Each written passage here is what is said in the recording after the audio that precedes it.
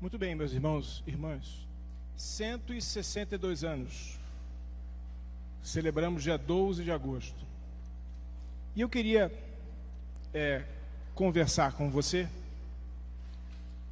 nessa noite, sobre igreja consciente, ou se você preferir, uma igreja lúcida, igreja consciente, ou uma igreja lúcida.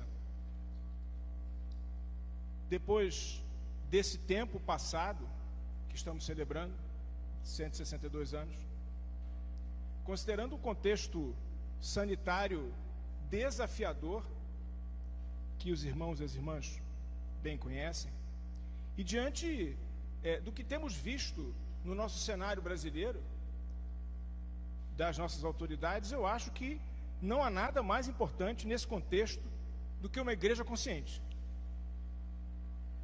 Parece que não há nada que faça bem mais à sociedade brasileira e a todos nós do que uma igreja lúcida, que possa trazer consciência e que possa trazer lucidez nesse tempo de tanta treva e de tanta dificuldade de diálogo e de compreensão do outro.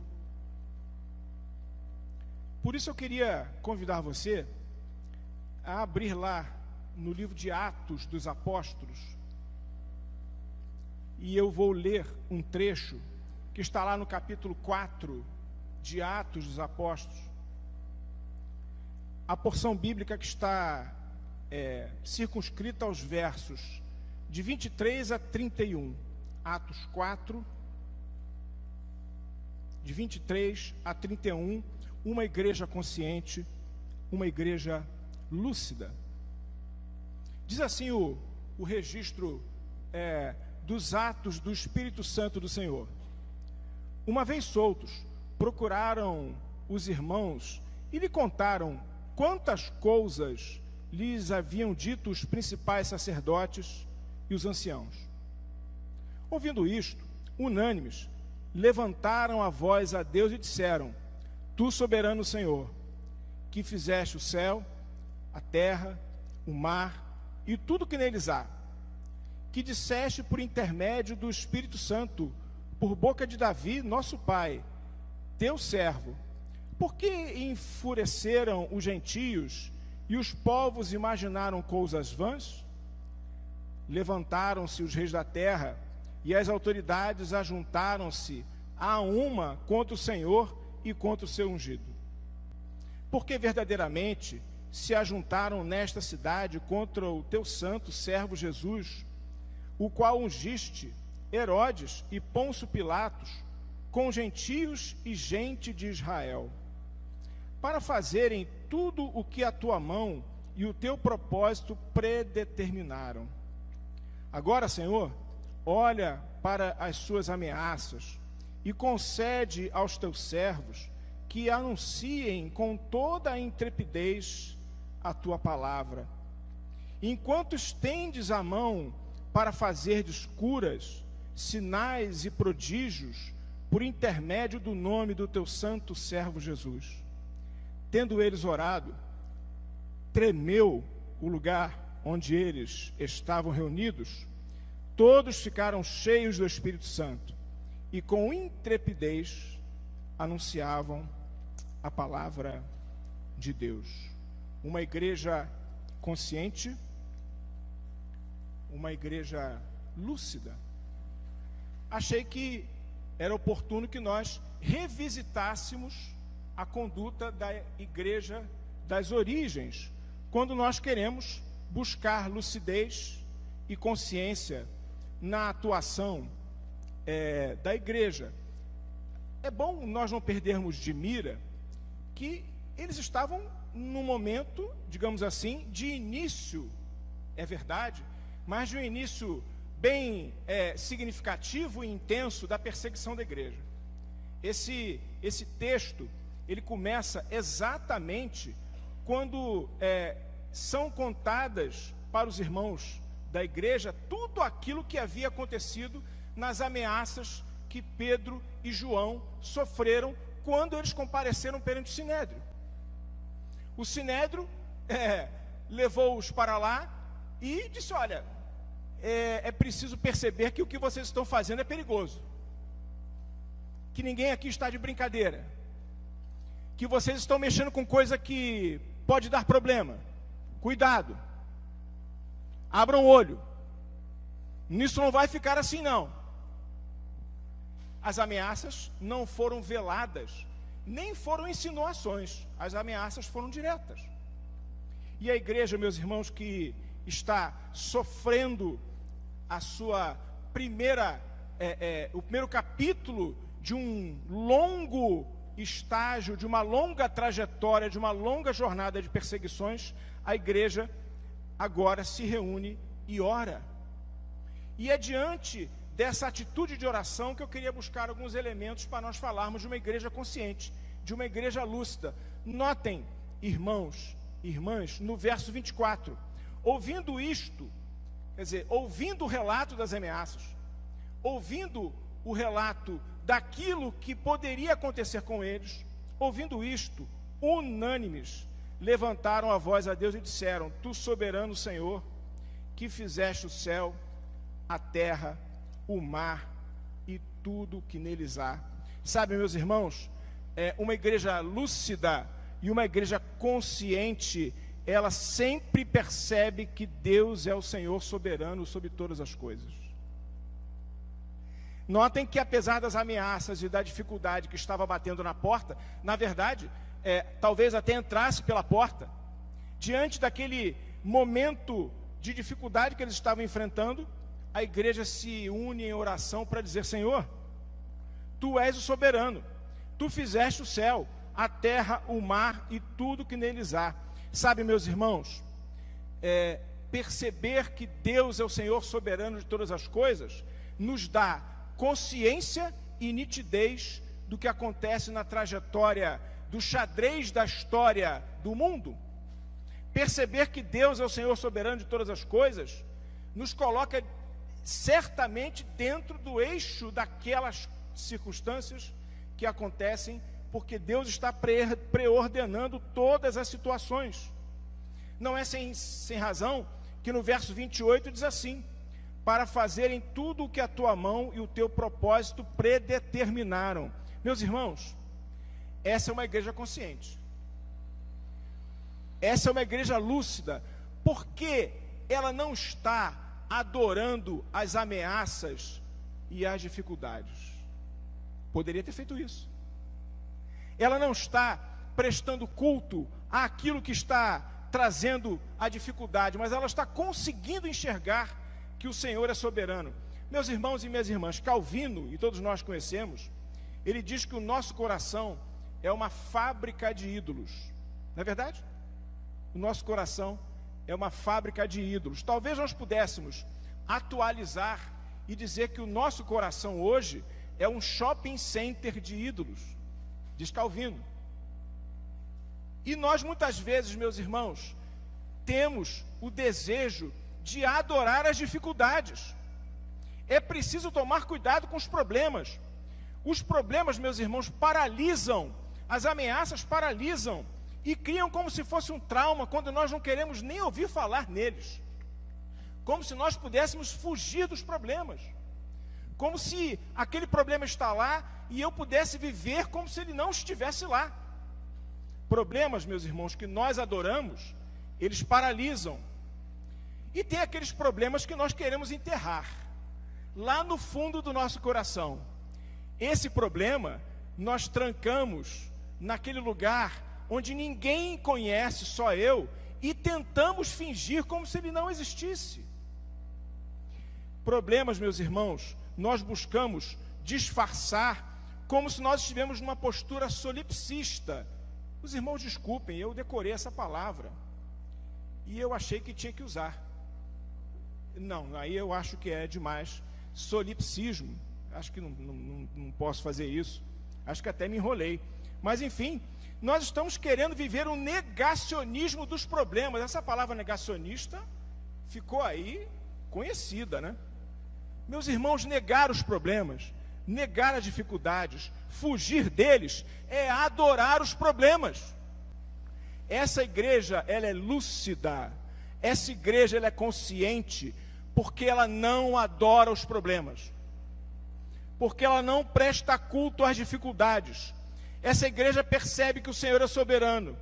Essa igreja tem no seu coração que Deus é o Criador de todas as coisas e que Ele pode, meus irmãos, mover todas as situações. A igreja das origens resolveu não adorar os problemas. A igreja das origens optou por cultuar a Deus. Porque, minhas irmãs e meus irmãos, uma coisa é ter o problema, outra coisa é o problema ter você. Eu vou repetir. Uma coisa é ter o problema, quem não os tem. Outra coisa é quando o problema tem você, porque aí você vive adorando aquele problema, ele vive na sua perspectiva, como se nada pudesse acontecer, como se Deus não fosse soberano, criador da terra e do céu. A igreja consciente, a igreja lúcida não presta culto a problemas, apesar deles serem concretos, apesar deles serem reais, apesar deles serem problemas internos do meu coração, comigo mesmo, e problemas externos da nossa vida cotidiana, dos desafios que estão aí batendo a nossa porta. Nós não estamos dizendo, meus irmãos, que os problemas não existem, ou que eles não são graves eventualmente. O que nós estamos dizendo é que a igreja das origens escolheu, de maneira lúcida e de maneira consciente, não adorá-los, mas adorar ao Senhor Criador dos céus e da terra. Meus irmãos, o que é sensacional nesse texto, desculpe dizer isso, o que é sensacional, você lê o texto de novo, eu talvez não dê para fazer isso agora, mas essa igreja em nenhum momento fez assim: Senhor, livra-nos dos problemas. Não fizeram isso.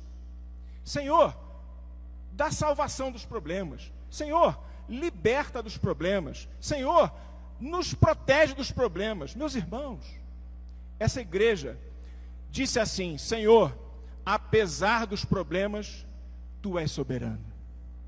Senhor, apesar dos problemas, Tu és criador. Porque ela não está referenciando a sua conduta nos problemas. Eu queria fazer um esclarecimento. Meus irmãos, não há problema nenhum, desculpe o pleonasmo vicioso, de você pedir socorro ao Senhor. Eu, se estivesse lá nessa igreja, Senhor, me socorre, eu faria isso. Meus irmãos, será que não dá para pedir para o Senhor nos livrar dos problemas? Não há problema nenhum nisso. Jesus no Getsemane fez isso, né? Senhor, Pai, se for possível, eu passo o cálice.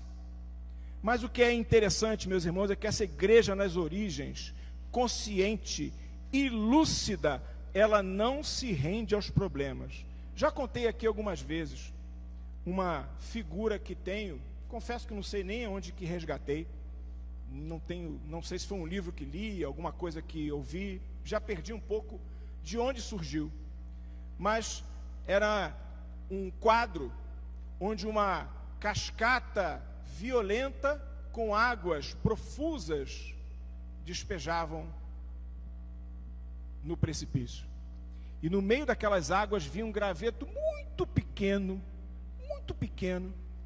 atravessando de maneira arriscada. No meio daquelas águas estava um pássaro, e o pássaro cantava, e havia uma frase escrita embaixo dizendo assim: paz não é ausência de problemas, paz é presença de Deus. Paz não é ausência de problemas, paz é presença de Deus. Essa igreja lúcida e consciente, meus irmãos, descansa no Deus soberano, descansa no Deus que estava com ela naquele momento de dificuldade. E eu queria compartilhar com vocês essa realidade, essa experiência do rei Davi, que aliás foi citada no texto, né? A oração citou o rei Davi. E sabe, meus irmãos, o urso veio e preparou Davi para o leão, não é verdade? Depois o leão veio e preparou Davi para Golias.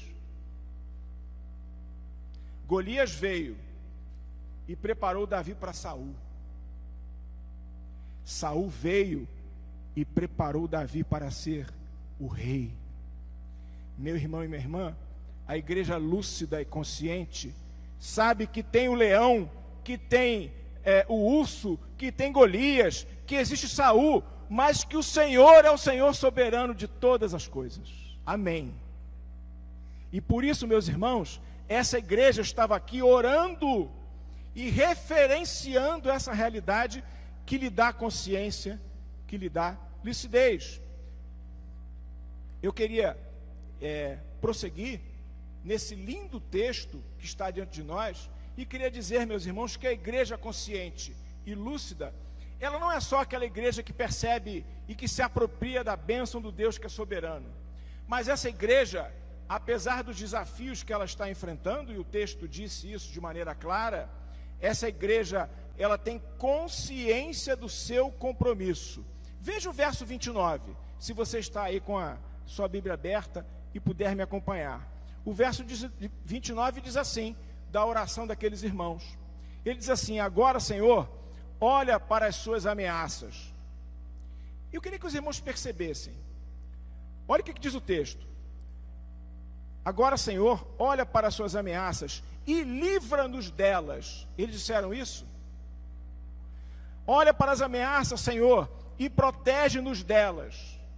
Senhor, dá-nos libertação das ameaças. Não foi assim, não. Olha como é que diz o texto. Agora, Senhor, olha para as suas ameaças e concede aos teus servos que anunciem com toda a intrepidez a tua palavra. A igreja não estava com medo dos problemas.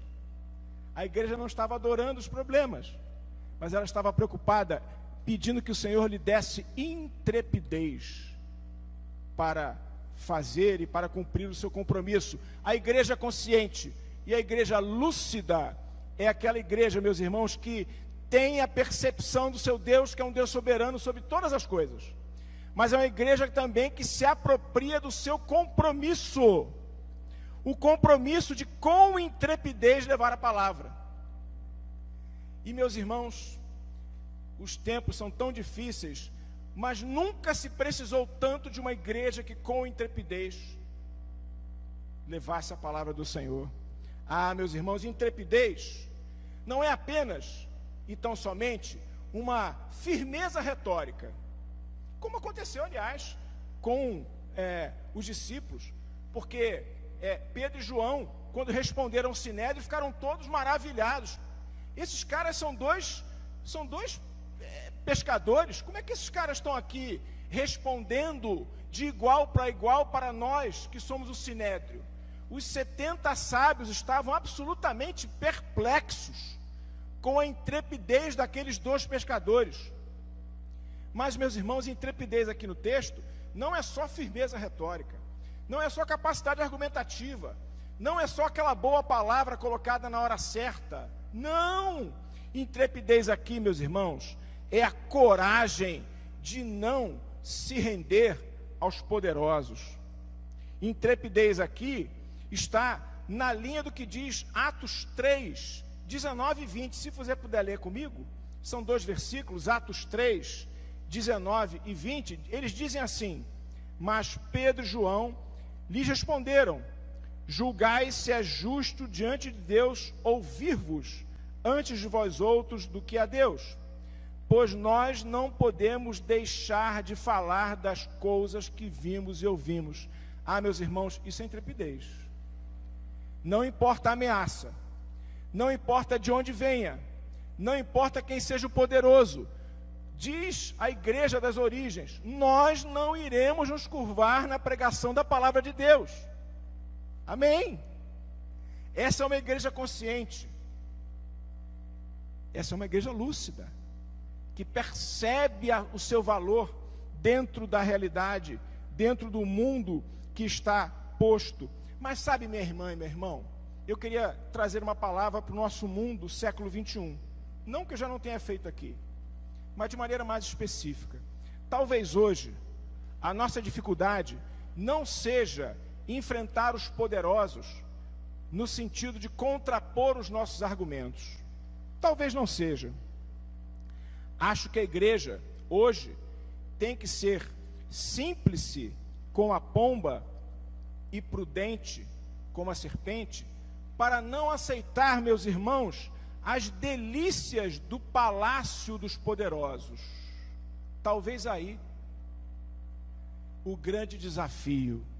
Quando os poderosos nos afrontam, a igreja das origens falou assim: não vem com essa.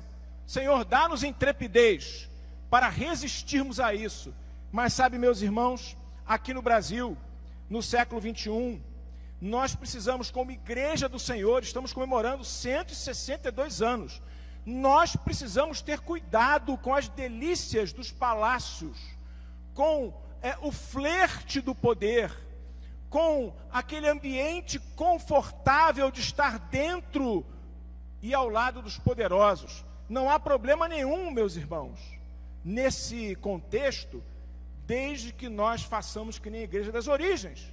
Senhor, dá-nos intrepidez. Porque, meus irmãos, já falei isso aqui para a igreja, quando a perseguição acontece, é difícil ter fé. Mas quando nós estamos confortavelmente no sofá do poderoso, talvez seja mais difícil manter a vida de fé. Meus irmãos, intrepidez é não se curvar à dificuldade da pregação do evangelho. Mas intrepidez também é rejeitar a facilidade e os confortos que existem por aí, se eles não estiverem de acordo com a palavra de Deus. Uma igreja consciente, meus irmãos, uma igreja lúcida, é uma igreja que compreende que o seu Senhor é soberano, se apropria dessa realidade, descansa nela. Uma igreja que é consciente é aquela que vive na realidade plena do seu compromisso. E eu acho, já há muito tempo acho isso, que eu tenho que caminhar para concluir. E é o momento. Eu queria caminhar nessa direção e destacar para você o verso 30.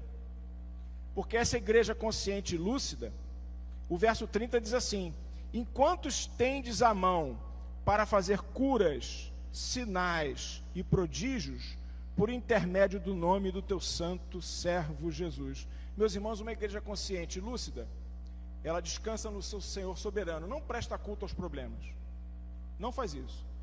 Uma igreja consciente e lúcida, ela tem perspectiva do seu compromisso, mas também, meus irmãos, uma igreja consciente e lúcida sabe da sua missão.